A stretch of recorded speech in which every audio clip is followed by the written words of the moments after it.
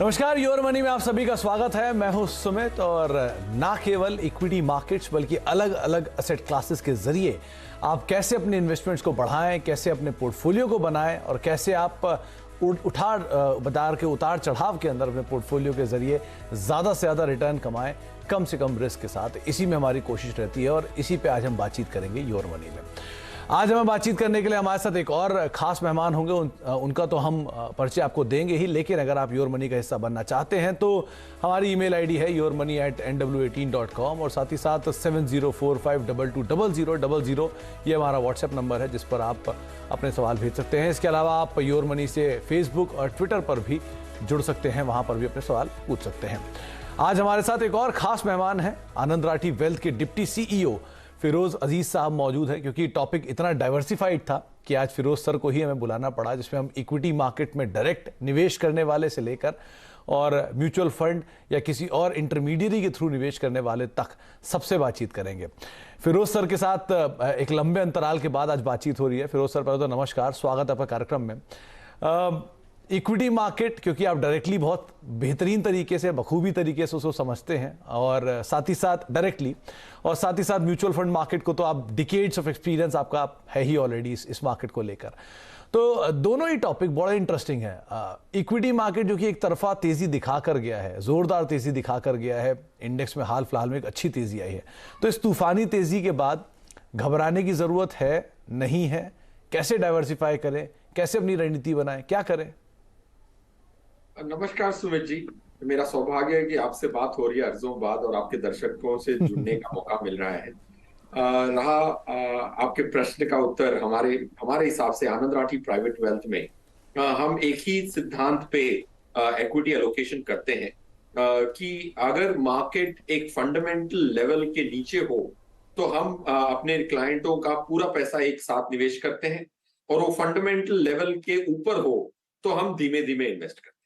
ये एक important principle हमारे काफी सालों से काम आया है, 10-12 साल से यही सिंपल प्रिंसिपल पे हम चलते हैं और निवेश करते हैं। इसीलिए अगर आपने देखा होगा, अगर आप आंकड़े देखते हैं डिस्ट्रीब्यूटर्स के, तो अप्रैल से जून क्वार्टर में आनंद राठी वेल्थ के क्लाइंटों ने सबसे ज्यादा इक्विटी में पैसा लगाया, क्योंकि मार्केट उस लेवल से नीचे थी। सो पॉइंट वन ये कह रहा हूं कि एक फंडामेंटल लेवल आज के हिसाब से निफ्टी की 17,200 से 17,300 आती है हमारे कंप्यूटेशन के हिसाब से।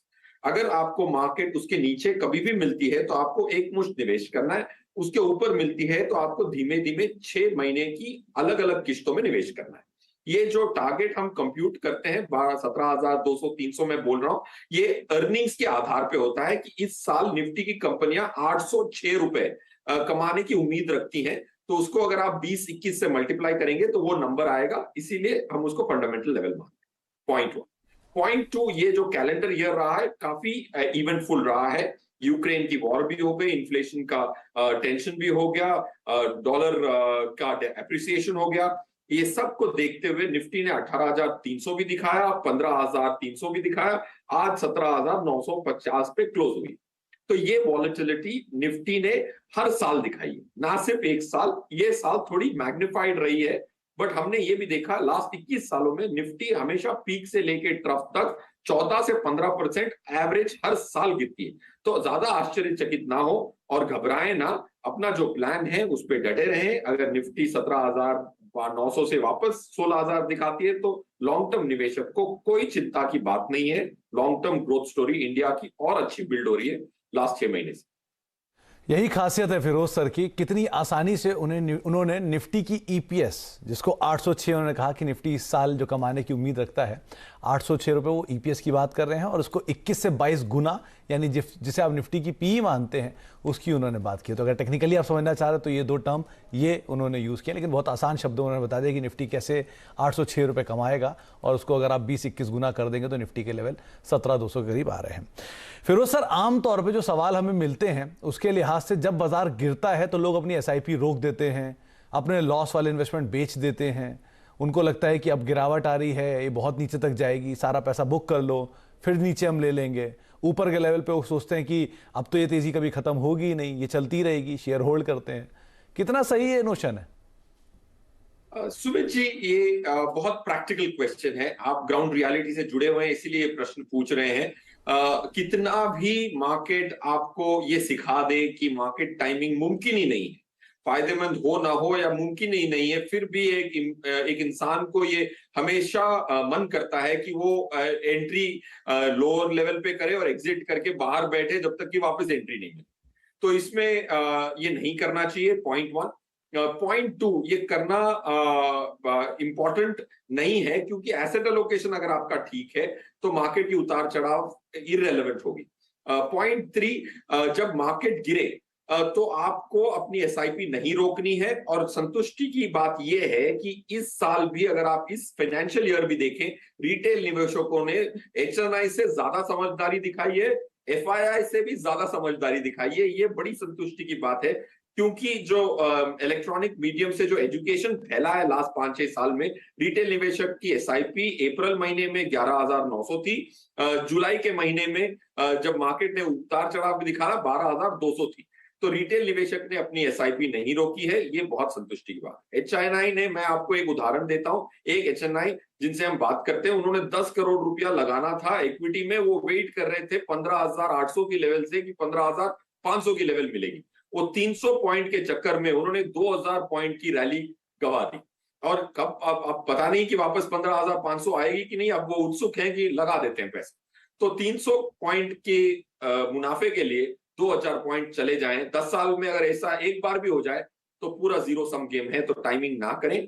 और रिटेल निवेशक ने बहुत अच्छा एसआईपी का नंबर दिखा के हमने सबको खुश किया है। I think that's, I hope the trend continues. तो ये बात तो बिल्कुल सही कही कि आप बाजार को टाइम नहीं कर सकते, और उस टाइमिंग को करने की बजाय आप, बेहतर ये है कि जो मौका आपके सामने है उसी को ही तुरंत इनकैश कर लीजिए। अच्छा, एक और सवाल, तो फिर हम सवाल जवाब पे जाएंगे फिरोज सर। पहले ये इक्विटी पे ही मेजरली सबका थ्रस्ट रहता है, क्या ऐसा कर सकते हैं कि जब भी बाजार गिरे तो हम इक्विटी से थोड़ा डेट पे स्विच कर जाए, एटलीस्ट तब तक बाजार का तूफान थम जाए, फिर वापस इक्विटी पे आ जाए? क्या ये कर सकते हैं क्या? नहीं सुमित जी, आई थिंक बाजार गिरने पे आपको उल्टा करना चाहिए। अच्छा। क्योंकि रीबैलेंसिंग, देखिए, अगर आपने 50 रुपए इक्विटी में लगाए, 50 रुपए डेट में लगाए, और ये आपका निर्णय है कि 50-50 करूंगा, अगर मार्केट 20% गिर जाती है तो आपके जो 50 रुपए डले हुए हैं इक्विटी में, वो 20% से घट के 40 रुपए हो जाएंगे। तो जाहिर सी बात है, डेट की मात्रा, डेट तो गिरेगा नहीं, तो आपके अब कुल मिला के 90 रुपए में 40 रुपए इक्विटी में है और 50 रुपए डेट में है। तो आपको अगर 50-50 वापस करना है, अपने जो बचे हैं 90 रुपए, उसमें आपको 45 रुपए इक्विटी में रखने और 45 डेट में रखने। तो आपको 5 रुपए डेट से निकाल के इक्विटी में डालने हैं। इसको कहते हैं रीबैलेंसिंग। ये रीबैलेंसिंग अगर आप हमेशा करते जाएं तो जाहिर सी बात है कि आप नीचे में खरीदेंगे और ऊपर में बेचेंगे। तो आपको मार्केट टाइमिंग ना करते हुए रीबैलेंसिंग करना है। उसमें थोड़ी सी प्रॉफिट बुकिंग होती है ऊपर के स्तरों पे, और नीचे के स्तरों पे इक्विटी खरीदी जाती है। तो अगर आप ये रीबैलेंसिंग का मंत्रा हर रिटेल निवेशक या हर एचएनआई भी करें तो उससे 10 सालों में काफी फायदा होता है। और सेकंड बात यह है कि अगर आपकी अवधि 5 साल के ऊपर हो तो आपको 80% मिनिमम इक्विटी में रखना है। आज जो इंडिया की ग्रोथ स्टोरी है, और बहुत सारे आंकड़े इकोनॉमिक वाले दे सकता हूं मैं बोर नहीं करूंगा दर्शकों को, कि 80% आप इक्विटी में भी रखेंगे और इस पैसे को अगर आप भूल जाएंगे तो आपको 13 से 14% या 12% की ओवरऑल रिटर्न आने की अच्छी खासी उम्मीद है। अगर 5 साल के भीतर है आपका लक्ष्य, 3 साल के ऊपर है, तो 60 से 70% आपको रखना है इक्विटी में। ये अगर आपने हिम्मत करके डरे बगैर ये 5 साल तक होल्ड किया तो आपको एफडी से दुगनी रिटर्न मिलने की उम्मीद है। वो पोर्टफोलियो का रीबैलेंसिंग करें, और अगर आप खुद, आपको लगता है कि आप नहीं कर सकते तो आप फिरोज सर को तो सुनते ही रहते हैं, वो आप कभी भी आपके पोर्टफोलियो की रीबैलेंसिंग आपको बता दें कैसे करनी है, कब करनी है।